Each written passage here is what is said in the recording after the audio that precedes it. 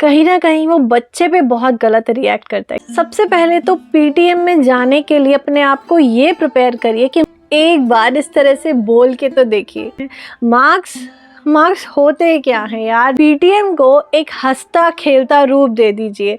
Hello everyone, स्वागत है आपका जेएनटी ऑनलाइन क्लासेस में। आज मैं बहुत समय बाद आई थिंक ऐसे 1-to-1 बात कर रही हूँ। टाइम एक्चुअली बहुत कम है अभी, क्योंकि मुझे मेरे बेटे को स्कूल से लेने जाना है। उसका टाइम हो गया है स्कूल से लाने का। मैंने सोचा पहले 5-10 मिनट मुझे आपसे कुछ ज़रूरी बातें करनी है। ये अचानक से मेरे दिमाग में आया और मुझे लगा कि मुझे इस बात या इस टॉपिक पे ज़रूर आपसे थोड़ा सा डिस्कशन करना चाहिए, क्योंकि ये एक ऐसा टॉपिक है जो सभी पेरेंट्स फेस करते हैं। ऐसी सिचुएशन है और उसका रिएक्शन क्या होना चाहिए वो समझ नहीं पाते, और जाने अनजाने में हम कुछ गलत रिएक्ट कर देते हैं अपने बच्चों के साथ। इसी टॉपिक पे है आज की वीडियो। पसंद आए तो लाइक ज़रूर करना। मेरे चैनल पे न्यू है तो अब भी करिएगा सब्सक्राइब। So let's start.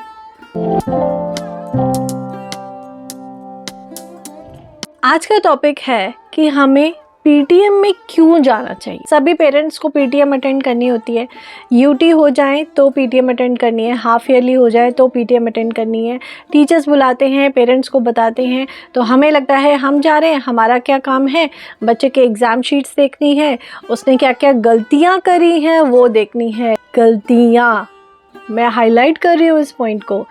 हम पीटीएम जाते हैं ताकि हम अपने बच्चे की कमियाँ सुन सकें, और अगर घर में कुछ इस तरह की काम कर रहा है वो तो कमियां बता सके। तो मुझे ऐसा लगता है ये जो कमियों का डिस्कशन वहाँ बच्चों के सामने होता है ना कहीं वो बच्चे पे बहुत गलत रिएक्ट करता है, क्योंकि उसको ये लगता है कि पेरेंट्स और टीचर सिर्फ कमियां गिनवाने के लिए बैठे हैं। उसके लिए कोई मोटिवेशन वाली बात नहीं होती, क्योंकि जब हम उसके मार्क्स देख रहे होते हैं तो हम ये देख रहे होते हैं कि मार्क्स कहाँ कम आए हैं।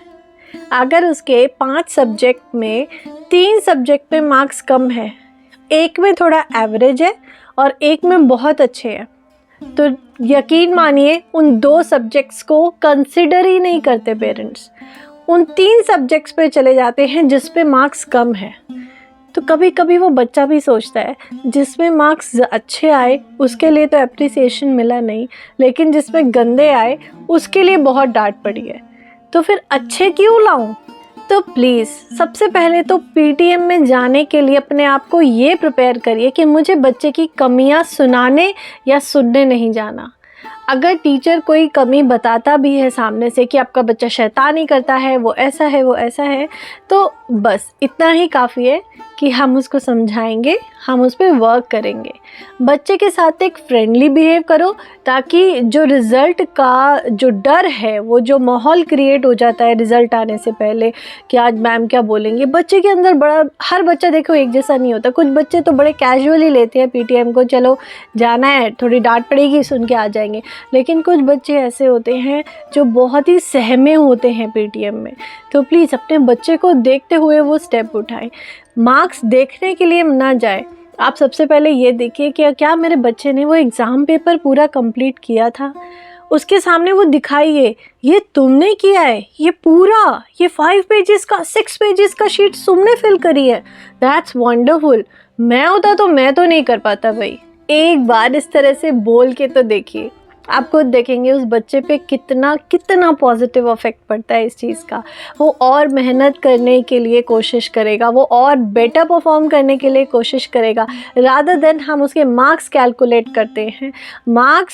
मार्क्स होते क्या हैं यार। Marks just numbers, they are just digits. Marks आपके बच्चे की काबिलियत को डिफाइन नहीं करते, और ये मैं बहुत सारी वीडियोस में बता चुकी हूँ कि मार्क्स आपके बच्चे की काबिलियत को डिफाइन नहीं करते। आपका बच्चा कैसा है ये सिर्फ कुछ नंबर्स नहीं बता सकते। आपके बच्चे की काबिलियत वो आपको समय आने पे खुद पता चल जाती है। हाँ, बच्चे की कुछ अगर इस तरह की हरकतें हैं या इस तरह की कुछ बातें वो क्लास में कर रहा है या कुछ एक्शंस उसके ऐसे हैं कि जहाँ पे आपको सच में सीरियसली सोचना चाहिए, तो ज़रूर सोचिए, बिल्कुल सोचिए, लेकिन उसकी डिस्कशन आप टीचर से अपने बच्चे के सामने मत करिए। अगर आपके बच्चे के बारे में कोई ऐसे नेगेटिव पॉइंट है जो आपको टीचर से डिस्कस करने बहुत ज़रूरी हैं, प्लीज़ उस समय के लिए उस बच्चे को क्लास से बाहर भेज दीजिए, देन यू कैन डिस्कस। और बाद में उसको बहुत ही कूल कैजुअल होकर बताइए, कुछ नहीं, बस मैम से कुछ थोड़ा सा अलग से बात करनी थी, ऐसी कोई घबराने वाली बात नहीं है। तो सबसे पहले तो रिज़ल्ट, पीटीएम, इन सब का जो माहौल है ना, वो जो डर वाला, वो एंजाइटी वाला माहौल, सबसे पहले तो वो बच्चों के दिमाग से निकाल दीजिए और पीटीएम को एक हंसता खेलता रूप दे दीजिए। वरना ये पीटीएम बच्चों के लिए बहुत हेक्टिक हो जाती है। अभी तो कुछ नहीं, लेकिन कुछ बच्चों के लिए ये एक एंजाइटी बन जाती है। पीटीएम से 2 दिन पहले बच्चों को टेंशन होने लग जाती है, मैम हमारे बारे में क्या बोलेंगी, गुस्सा करेंगे, घर आके भी डांट पड़ेगी। मतलब ऐसा लगता है वो पीटीएम वाला दिन ना उनके लिए सबसे ख़राब दिन होता है। हम अपने बच्चे की प्रॉब्लम को तभी समझ सकते हैं जब हम अपने आप को उसकी जगह पे रख के देखते हैं। मैं हमेशा यही करती हूँ। मेरे एक बच्चे नहीं है, मेरे पास यहाँ पे कम से कम 25-30 बच्चे हैं। मेरे जितने मेरे से पढ़ने आते हैं ना, वो मेरे ही बच्चे होते हैं, उतनी देर के लिए वो मेरे बच्चे हैं। और जब वो अपनी कोई बात डिस्कस कर रहे होते हैं, कोई प्रॉब्लम डिस्कस कर रहे होते हैं, मैं बहुत ध्यान से पहले सुनती हूँ और फिर अपने आप को उनकी जगह पे रख के देखती हूँ। अगर मैं उस जगह पे होती तो मेरे साथ क्या हो रहा होता, मैं कैसे सोच रही होती, मेरा क्या रिएक्शन होता, उसके बाद एनालाइज करके फिर उनको समझाती हूँ या उनके पेरेंट्स को समझाती हूँ कि आपको उसके साथ कैसे रिएक्ट करना है। होता क्या है, हम तो बड़े हो जाते हैं और हमारा तो दिमाग बड़ों जैसा चलता है, लेकिन हम बच्चे की मेंटालिटी को समझ नहीं पाते, जो समझना बहुत ज़रूरी होता है। यहाँ पे कई बच्चे ऐसे होते हैं ट्यूशन में जो मम्मी पापा से तो नहीं कहते, लेकिन वो कभी कभी आके मुझे बता देते हैं कि उनके साथ क्या प्रॉब्लम है, क्लास में क्या चल रहा है, या फिर उनका फ्रेंड के साथ कैसा एक रिलेशन है, वो आके कई बार डिस्कस करते हैं। तब मुझे लगता है बच्चा शायद घर पे इसीलिए नहीं बताता कि कहीं ना कहीं वो घबरा जाता है कि पता नहीं मम्मी पापा कैसे रिएक्ट करेंगे, गुस्सा करेंगे, कैसे समझाएंगे। इसीलिए किसी भी चीज़ को, स्पेशली जब बच्चे थोड़े बड़े हो रहे होते हैं, या ना class 2nd, 3rd, 4th, 5th, 6th ऐसे जब बड़े हो रहे होते हैं, तो यहाँ पे अगर आप संभाल लेते हैं ना बच्चों की एज को, यहाँ पे अगर उनके साथ एक दोस्त बन जाते हैं ना, तो आपको जो वो वाला फेज़ होता है ना बच्चों के टीनेज वाला, जहाँ पे पेरेंट्स को एक्चुअली बच्चों को संभालना बहुत मुश्किल हो जाता है, तो वो फेज़ आराम से निकल जाएगा। इसीलिए आप शुरू में ही बच्चे के साथ इस तरह से रहिए कि बच्चा आपके साथ हर बात डिस्कस करे। तो मेरा कंसर्न यही है, चाहे पढ़ाई हो, चाहे पीटीएम हो, चाहे रिज़ल्ट हो या फिर नंबर्स हो, किसी भी चीज़ को, किसी भी टॉपिक को बच्चों का एंजाइटी ना बनने दे। बच्चों के लिए वो कूल सिचुएशन रखें, क्योंकि अभी तो क्लासेस छोटी हैं। अभी से अगर हम उन्हें एंजाइटी, डिप्रेशन, ये सब चीज़ें दे देंगे ना, तो ये समझ लीजिए कि आगे आने वाले समय में जब उनका 10th, 11th, 12th board exams, उसके बाद कॉलेज टाइम, तो ये प्रेशर वो कैसे झेलेंगे। अगर इतनी छोटी क्लासेस में हम उन्हें ये बता देंगे कम मार्क्स क्यों आए, ये गलतियां कैसे करी, मतलब इसके ऊपर अगर हम एक ऐसा माहौल क्रिएट कर देंगे डिप्रेशन वाला, तो वो आगे का जो एनवायरनमेंट आने वाला है उनकी लाइफ में, वो उसको कैसे फेस करेंगे। कभी सोच के देखिएगा, अभी से हम उन्हें डिप्रेशन दे रहे हैं, हम उन्हें एंजाइटी दे रहे हैं। सोसाइटी का जो प्रेशर है ना मार्क्स का, कि अरे बाहर किसको क्या बताएंगे कितने नंबर आए हैं, बाहर कैसे हम फेस करेंगे, तो किसको रिश्तेदारी में कैसे बताएंगे कि कितने मार्क्स आए हैं। तो ये जो सोसाइटी का प्रेशर पेरेंट्स अपने ऊपर लेते हैं ना, वही प्रेशर हम बच्चों पे डाल देते हैं। वही एंजाइटी, वही डिप्रेशन, वही परेशानी, वही दुख, वो सारा हम बच्चों पे डाल देते हैं। नहीं भाई, नंबर तो हमें अच्छे चाहिए चाहे कुछ भी हो। फिर वो प्रेशर इनडायरेक्टली ट्यूशन टीचर पे जाता है कि हमें बच्चों के मार्क्स चाहिए, बस हमें सिर्फ मार्क्स चाहिए। और ट्यूशन टीचर बच्चों के मार्क्स के लिए वो डांटेगा, मारेगा, डंडे से भी मारेगा, थप्पड़ भी मारेगा, उन्हें 5-5 घंटे भी बिठाएगा ट्यूशन टीचर। फिर कहीं ना कहीं वो इनडायरेक्टली ट्यूशन टीचर की भी डांट और मार फेस करते हैं, स्कूल में तो प्रेशर है ही, घर पे तो प्रेशर है ही, तो चारों तरफ से हम मिलकर एक ऐसा इन्वायरमेंट बच्चों के लिए क्रिएट कर रहे हैं जो उनको कहीं ना कहीं एक डिप्रेसिंग स्टेट में लेके जा रहा है। तो पढ़ाई को तो डर हमने खुद ही बना दिया है एज अ पेरेंट। तो पढ़ाई को डर नहीं बनाना, पढ़ाई को नॉर्मल चलने दें, आराम से चलने दें। बच्चा अगर आपका एवरेज भी स्कोर कर रहा है तो प्रॉब्लम कहाँ पर है, क्या दिक्कत है अगर एवरेज भी स्कोर कर रहा है? आप क्या चाहते हैं कि वो 4th 5th में PhD कर ले, 6th में ही PhD कर ले? नहीं, ऐसा नहीं है। बच्चों को अपने अकॉर्डिंग चलने दें। और जब वो एवरेज स्कोर कर रहे होंगे ना, जब तक पढ़ाई उनके लिए बर्डन नहीं है, वो अपने आप धीरे धीरे स्कोर कर लेंगे। लेकिन जहाँ उनके लिए आपने पढ़ाई बर्डन बना दी, वो वहीं पे स्कोर करना बंद कर देंगे।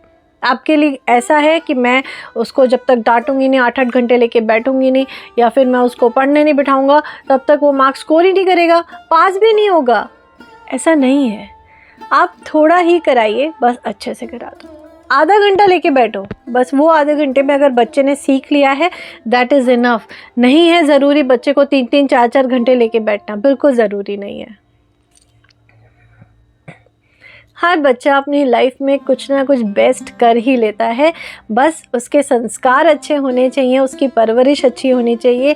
हम जो उसकी बैकबोन है ना, हमें उसकी स्ट्रेंथ बनना है। एज अ पेरेंट हम उसकी स्ट्रेंथ बन के रहेंगे तो वो डेफिनेटली कुछ ना कुछ कर लेगा। लेकिन हम ही उसके लिए अगर डिप्रेशन बन जाएंगे, हम ही उसके लिए एंजाइटी का कारण बन जाएंगे, तो वो पढ़ाई से तो दूर जाएगा ही जाएगा, लेकिन वो पेरेंट से भी धीरे धीरे दूर हो जाता है। तो प्लीज़ ये सारी बातों को कंसिडर ज़रूर करिए। सिर्फ बच्चे की कमियों को नहीं, उसकी अच्छी क्वालिटीज़ को भी अप्रिशिएट करिए। उसको बताइए कि तुम्हारे में क्या क्या अच्छी क्वालिटीज़ भी हैं, और एक बार नहीं, उसकी कमी अगर एक बार गिनवाते हैं तो 5 बार उसकी क्वालिटीज़ भी गिनवाइए। एक बार करके देखिए बच्चे का मोटिवेशन लेवल कितना हाई जाता है। बच्चा अपने काम में भी अच्छे से ग्रो करेगा। मारना, डांटना, चिल्लाना, या फिर बच्चे को हमेशा ये बोलना तेरे से नहीं होगा तो क्या करता है, ये किसी बात का सॉल्यूशन नहीं होता। तो प्लीज़ एक बार बच्चों के साथ उनकी बढ़ाई ज़्यादा करके देखिए, यानी कि उनके बारे में अच्छी बातें करके देखिए, और फिर देखिए वो किस तरह से इम्प्रूव करते हैं।